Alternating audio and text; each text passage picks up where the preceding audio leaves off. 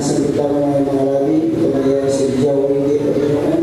At narin din po, Panginoon, ito sa aming mga pagkukulang. Binutos mo sa amin, Panginoon, hindi po namin natutunan. O sinanilaban namin, hindi po namin ako. O nagkasala kayo, Panginoon, ang gawin, hindi po namin na hindi ng kapatawaran. Panginoon, nagsusumama po kami, nagpapakutog ang loob sa inyo, Panginoon.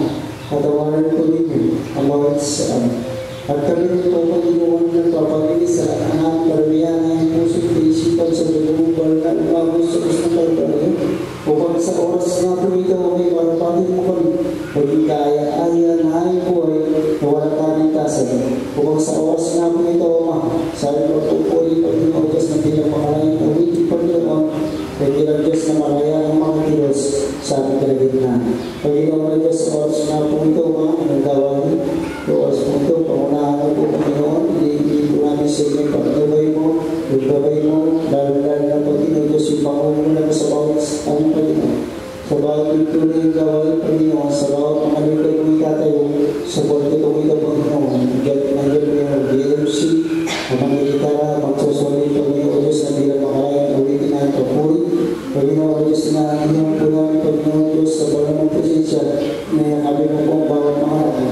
At narinig po yung testimony, pagbibigay, lalo na Panginoon, Diyos, na magdadala na yung pinsay.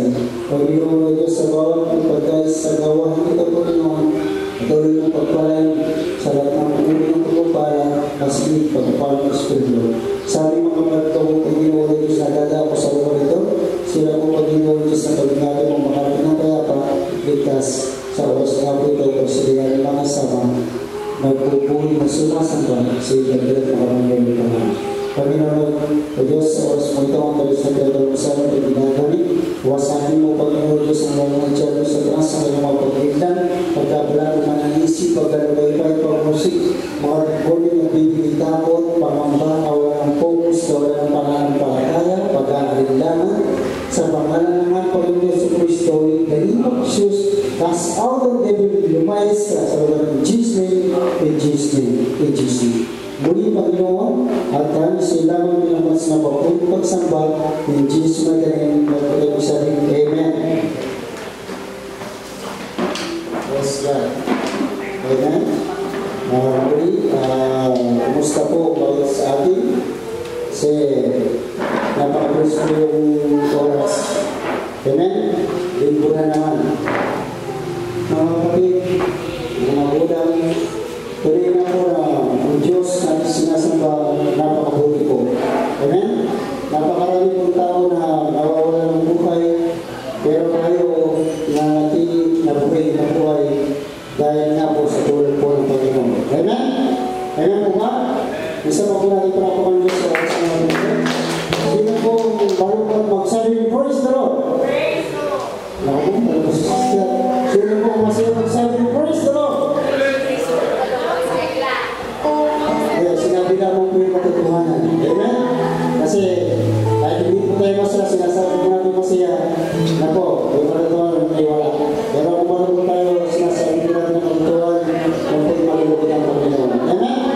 Siguro sa oras nga po ito, sa pagbibig sa ating pinamama ng Panginoon, nais ng Panginoon, tayo po yung masaya. Amen? May problema ka. Nais ng Panginoon, nakangiti ka pa. May pagsubok ka, gusto ng Panginoon, nakangiti ka. Brother po, ingiti ako, napakalaking pagsubok, napakalaking problema. Amen?